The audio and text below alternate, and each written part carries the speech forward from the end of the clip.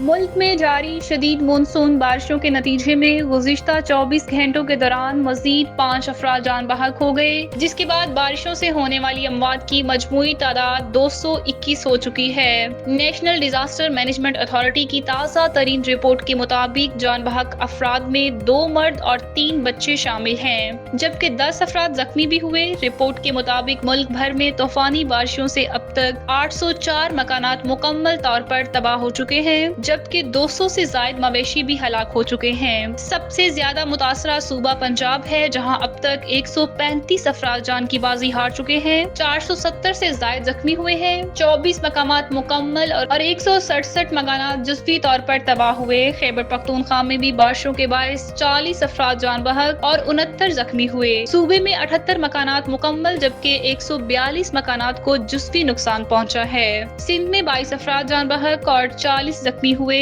यहाँ 33 मकानात मुकम्मल और 54 मकानात जुज़वी तौर पर मुतासिर हुए। बलोचिस्तान में बारिशों ने 16 अफराद की जान ले ली, जबकि 4 अफराद जख्मी हुए। सूबे में 8 मकानात मुकम्मल और 56 मकानात को जुज़वी नुकसान पहुंचा।